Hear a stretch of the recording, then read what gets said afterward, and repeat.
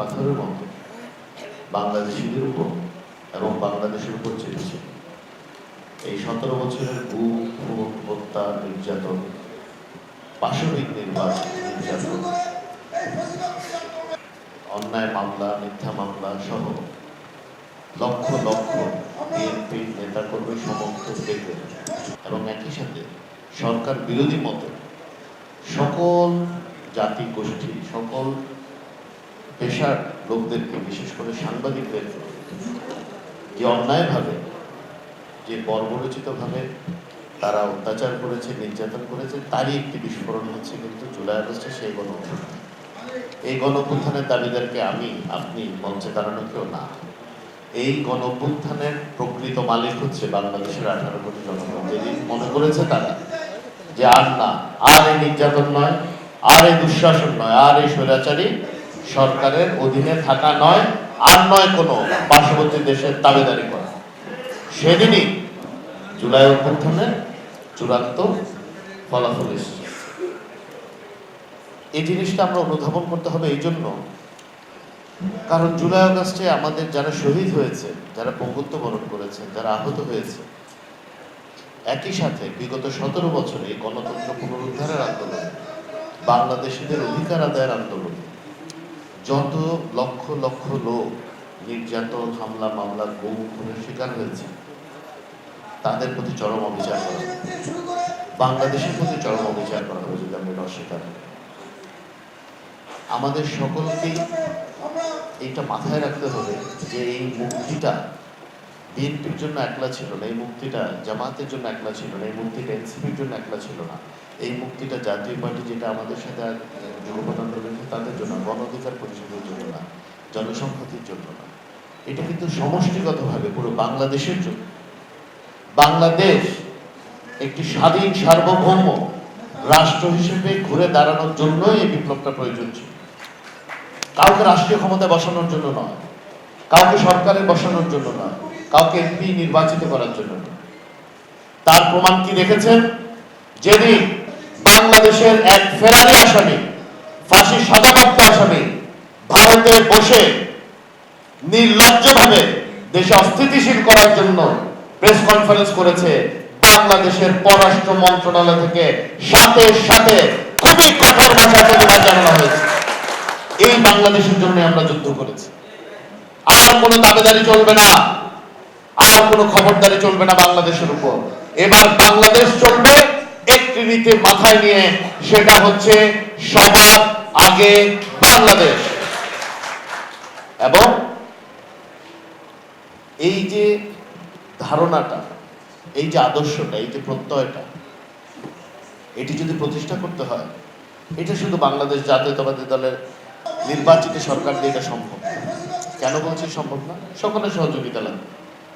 আজকে কে 1 দফার ঘোষণা দিয়েছে, কে 2 দফার ঘোষণা দিয়েছে, কার কত ক্রেডিট, এগুলো নিয়ে আলাপ করতে করতে স্বৈরাচার এই সাহস দেখাতে চায় ডিসেম্বরে ফেরত আসবে, নভেম্বরে ফেরত আসবে। আমরা তো চাই ফেরত আসবে, আমাদের বিষয়ে বলেছে ফেরত আসতে হবে।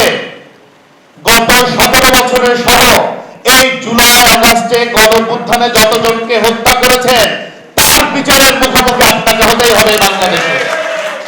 কোনো ক্যাঙ্গারু কোর্ট করবো না, কোনো বিশেষ আদালত করব না।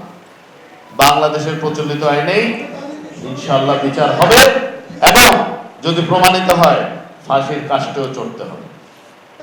এই জন্যই তার আসতে হবে। কিন্তু এইটা যদি ধারণা করেন আত্মীয় স্বজন, পরিবার পরিজন নিয়ে নিজের দলের নেতাকর্মীকে না বলে পালিয়ে গেছেন, এই নেতাকর্মী, জনগণ তো বাদই দিলাম, এই নেতাকর্মী আবার আপনাদের ডাকে মাঠে নামবে, এটা বোকা স্বর্গরাজ্যে বাস করা ছাড়া অন্য কিছু না। আমরা যদি চিন্তা করি ওই আমলের, অবৈধ স্বৈরাচার আমলের কয়জন পালিয়েছে, যারা ক্ষমতার উচ্ছিষ্টভোগী এবং তার পরিবারের সদস্য তারা। কিন্তু আপনি খেয়াল করে দেখবেন ওই দলেরই ম্যাক্সিমাম নেতাকর্মী, আমি সিংহভাগ 90% উপরে বলবো, তারা এখন বাংলাদেশে মানবতার জীবনযাপন করছে। তাদের পালিয়ে যাওয়া এইসব পলাতক অপরাধীদের, সাজাপ্রাপ্ত অপরাধীদের কারণে। এই চট্টগ্রামের রাজনীতির সৌন্দর্য, সৌহার্দ্য নষ্ট করেছে যে ছেলেটি, সে ওখান থেকে বসে আস্ফালন করে। আমরা 17 বছরে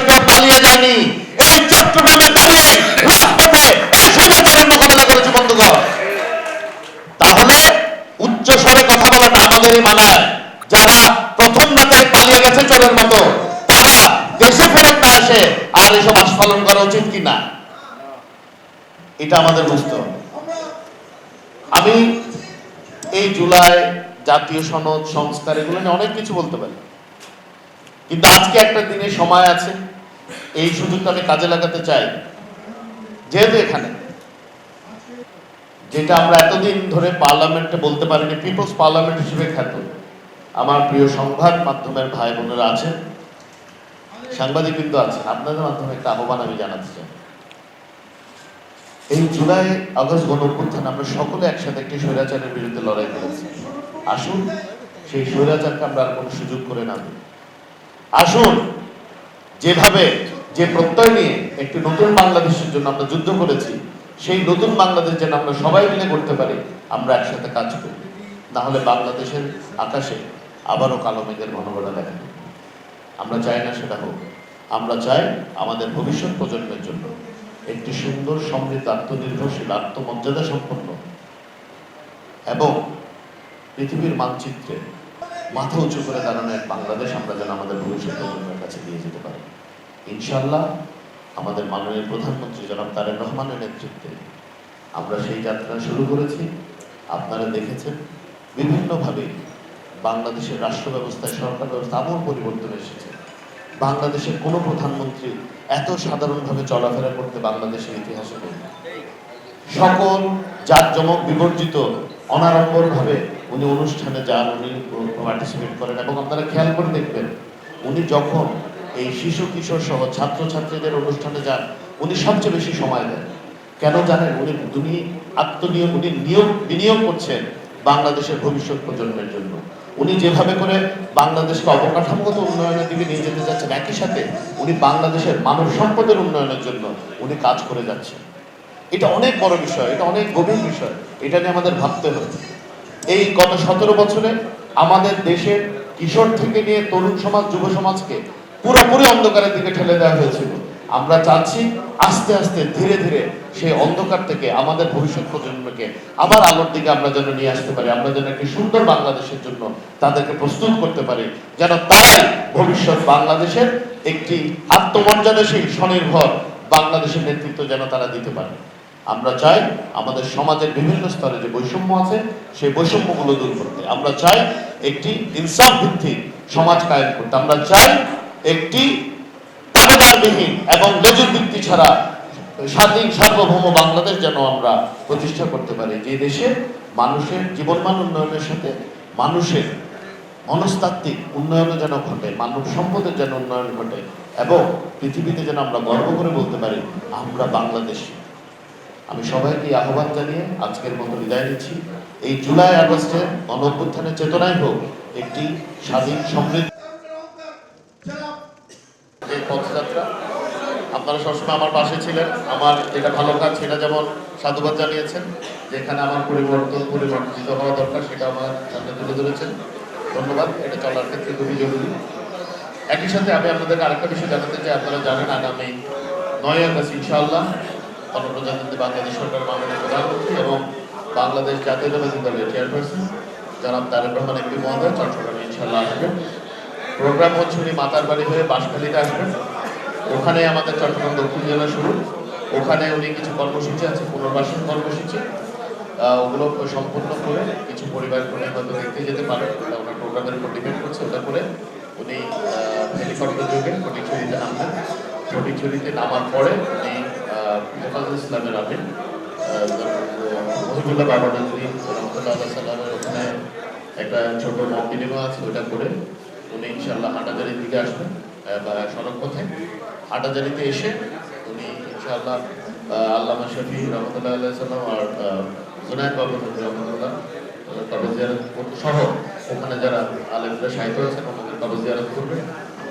জিয়ারত করে মাদ্রাসার মতামিম সাহেব সহ ওখানে যারা আলেমবৃন্দ আছেন ওনাদের সাথে সংক্ষিপ্ত মত বিনিময় শেষে আমাদের হাটাজারিতেই একটা জায়গাতে বিশ্রাম নেবেন। বিশ্রাম নিয়ে উনি বিকেলে হাটাজারি বারবাদ স্কুল মাঠে একটি পুনর্বাসন প্রোগ্রামে মানবিক সহায়তা প্রোগ্রামে অংশগ্রহণ করবেন। ওটা শেষ করে উনি ইনশাআল্লাহ শহরের দিকে আসবেন। শহরের একটি হোটেলে আমাদের সাংগঠনিক সভা আয়োজন করা হয়েছে, যেখানে উনি তৃণমূলের সাথে সরাসরি মত বিনিময় করবেন। মত বিনিময় করে উনি উনি রাতে আবার ফেরত যাবেন। এখন এখানে এতগুলো কথা বলার পিছনে দুটি অনন্য ঘটনা এই ট্রিপে আছে, যেটা আমি আপনাদের মাধ্যমে আমাদের দেশবাসীকে এবং বিশেষ করে চট্টগ্রামবাসীকে জানাতে চাই।